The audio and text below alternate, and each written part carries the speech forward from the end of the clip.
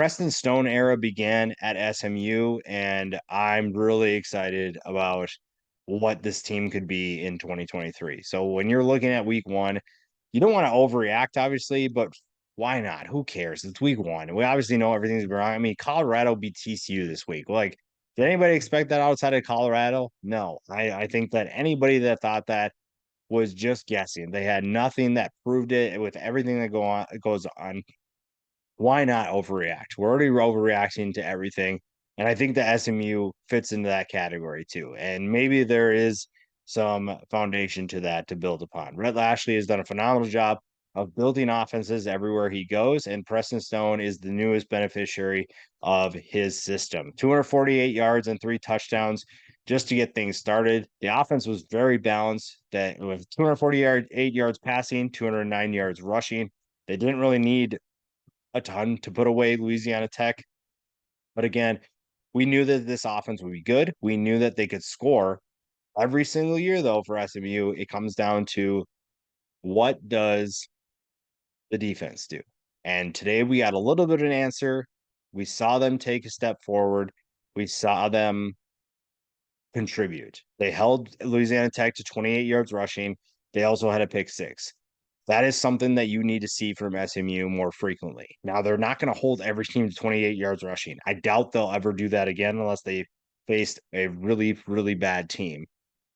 But I think that they're capable of making more of an impact than we've seen in the past. This is a defense that has talent. They brought in talent from the transfer portal.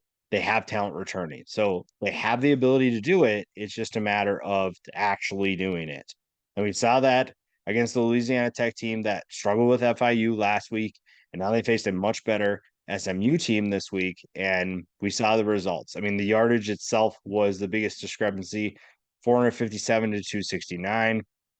The yards per play were obviously another factor as well, but this is definitely a lopsided win, and it should have been from what we saw coming into this game. And I think it starts with the quarterback play and the differences between when you have similar numbers, but it turns out a different way. And Hank Bachmeier is not a slouch at quarterback, but tough day, 21 to 33, 241 yards and 1 touchdown, which those numbers aren't necessarily bad to pick. And then it's just the lack of time to be able to make big plays. That was the biggest difference, is that SMU put pressure on Louisiana Tech, and it felt like SMU itself, its offense, had plenty of time to just do whatever they wanted. And that is something that will help them in the AAC. It'll help them when they face tougher competition.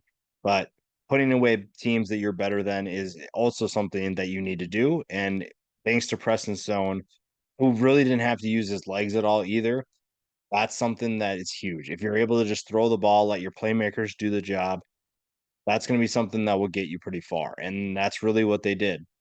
We saw some new faces make an impact. Texas A&M transfer LJ Johnson Jr. had a big game, 128 yards, 1 touchdown. TCU transfer and former SMU commit Jordan Hudson only had 2 catches, but took it for 72 yards and 1 score. I think that this team has the potential to be really explosive. This team has the potential to be a very, very fun team to watch. And finally, a team that can maybe win an AAC championship. It's not going to be easy, especially with what we saw from Tulane today. We saw a team that is going to be difficult to beat.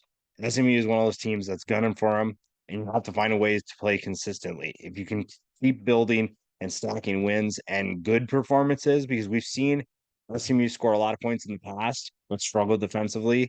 We've seen them in the past just do things where it's like, yeah, that makes sense.